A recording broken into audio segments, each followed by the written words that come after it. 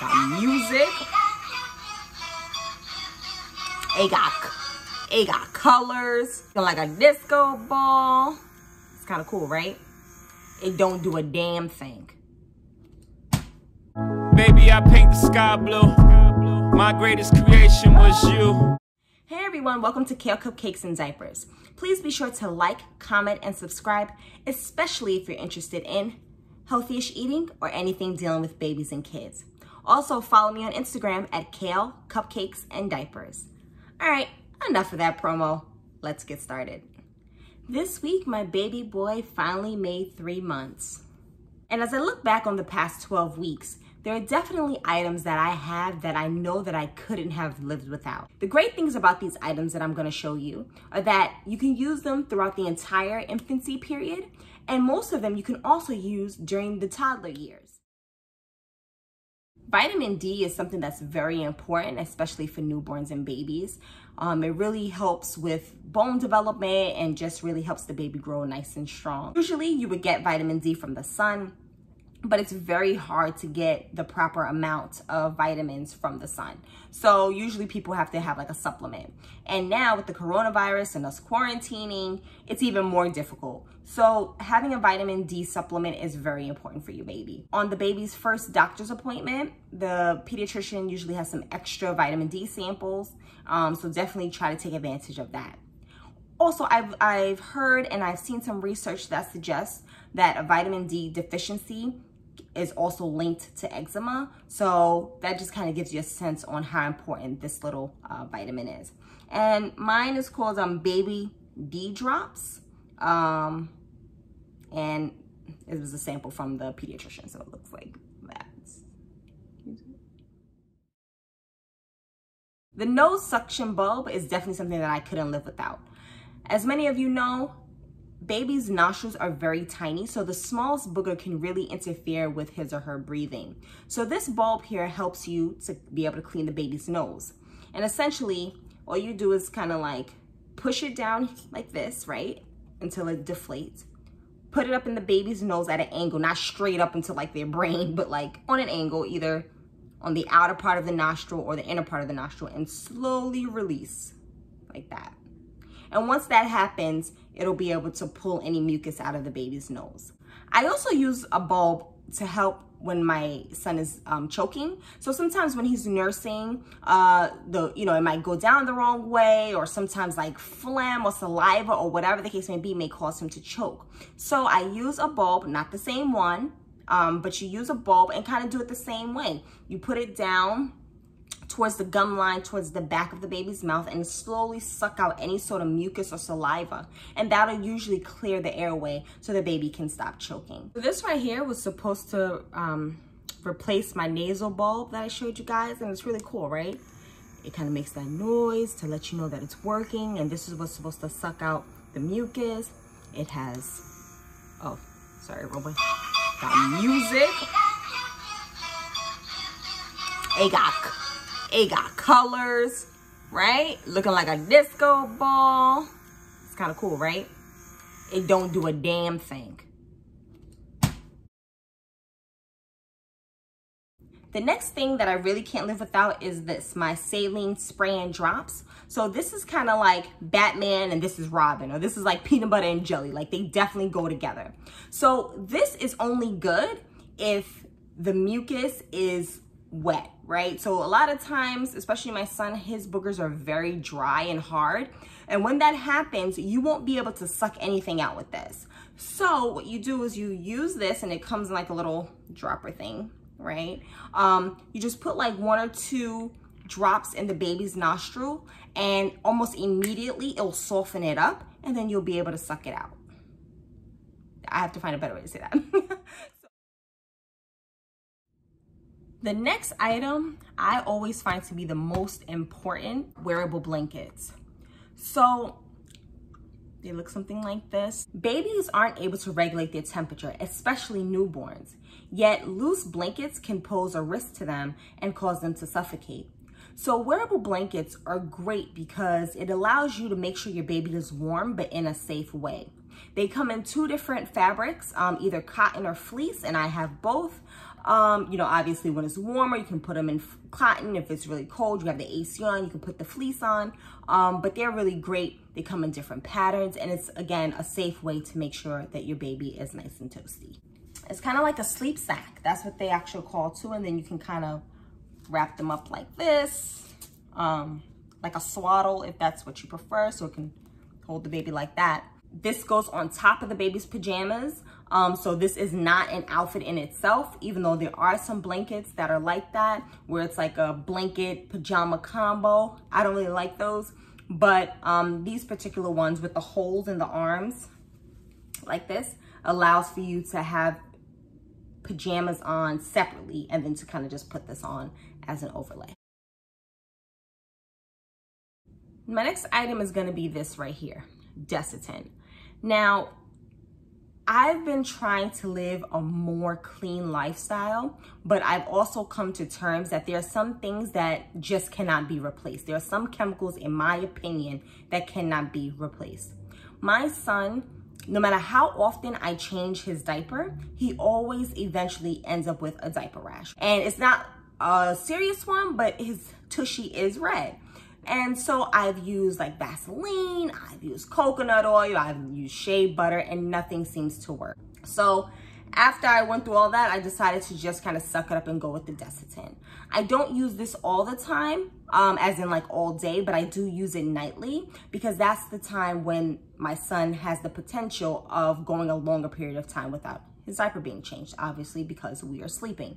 And no, I do not wake my son up to change his diaper unless it's poop. But yes, so I use this, and this creates a nice barrier between the wet diaper and his skin. And when I use this, whatever is already there, so if he already has a diaper rash, it immediately goes away within, usually like within 24 hours. And then it prevents anything else from happening afterwards. Next thing that I really couldn't do without are the pacifiers. Pacifiers, I know some parents are pro pacifiers, some are against pacifiers. But to me, I think it's all good within reason, right? You don't want your baby having a pacifier at 4, but a week, a couple of months, a few months, what's the problem, in my personal opinion? My baby is breastfed, so I couldn't imagine nursing all day. As many of you know, babies like to suck just to soothe themselves, not necessarily because they're hungry. My nipples are sore enough, TMI, but they're sore enough, so I'm going to give him that pacifier. But if you're gonna have a pacifier, you also need this, which is a pacifier clip. Use this, you know, the pacifiers have the hole in it, so you just kind of fold it over and you put it on there. But then it has like this little clip piece at the bottom that you can put onto the baby's clothes. This is so important because I don't know about you, but in the middle of the night when the baby's crying, you're trying to pat around in the dark, the pacifier is always like falls on the floor, or falls between the cracks. It just be the darnest times, and you're like, for real? So this helps keep the pacifier in place and on the baby. But first of all, say hello to my daughter's doll, Maya. Hi, Maya. Okay. So, as I mentioned, this clips onto the baby's clothes, right? Sorry, Maya's not cooperating.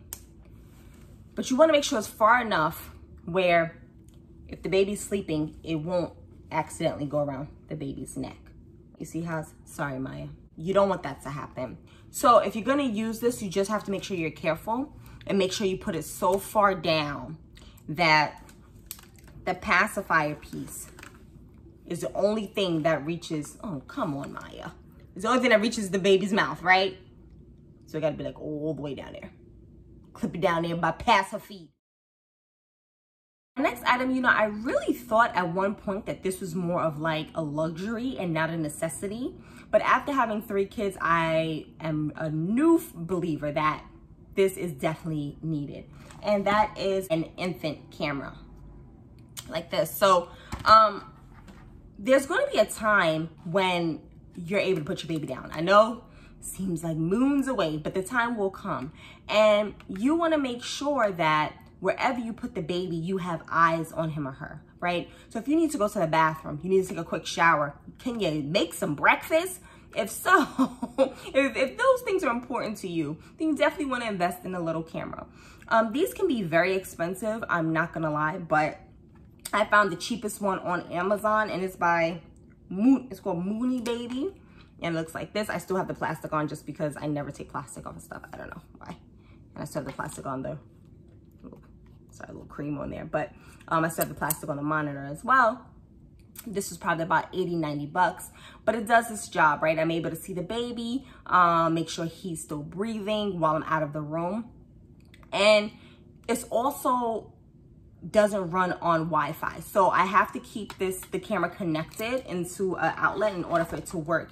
And I did that intentionally because I don't know if you've heard stories about this, but there are some hackers usually who will hack into your Wi-Fi and mess with your camera, which is creepy and just plain effed up. You know what I'm saying? So I figured that if I had a camera that plugged into the wall, the risk of that happening is extremely minimal. So that's why I did it. And like I said, it's about 90 bucks. It gets the job done. But please, I just want to make this clear. This is in addition to making sure that your baby is safe. So when you have to go to the bathroom, don't think that, you can just put the baby on the couch and then as long as you have the camera up, it's all good, because it's not. You need to make sure your baby is in a safe place. And then this will be your eyes to make sure as like, just to double confirm that the baby is safe. This does not replace common sense, okay? So make sure the baby is safe. So that's Maya, so you can kind of get a sense of what the camera looks like in the daytime. And here's Maya on the floor in the bathroom. Let me just close this door so it can be like very dark, so you can kind of see what it looks like. There she is, right? Just so you guys can get a sense of the visibility on the camera. Also allows you to play music. I'm just trying to see if I can like get over there, but let me different noises.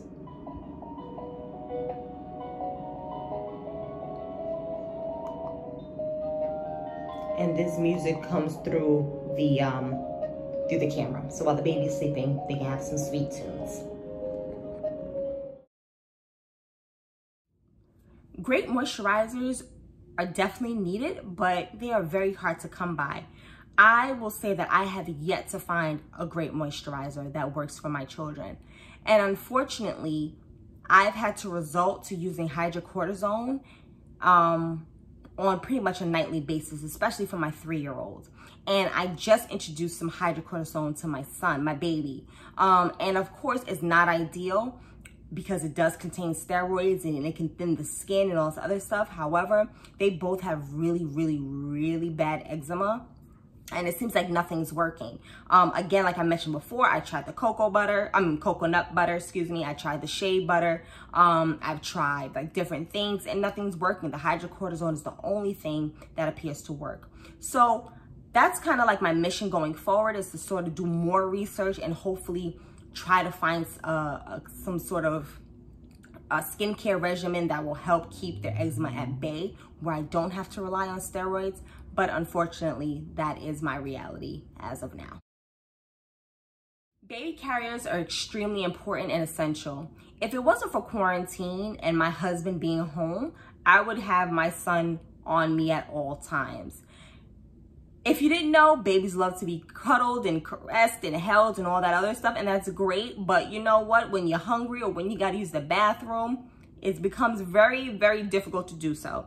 So it's great to have that option to be able to wear your baby, because you're killing 2 birds with 1 stone, right? You're making sure your baby is comfortable and safe and, all feeling all loved, but then you're also able to get things done around the house or just simply for yourself. So baby carrier, definitely important. So that's it. Those are my items that I definitely couldn't have done this without. Most of the items I will continue to use throughout the first year and beyond.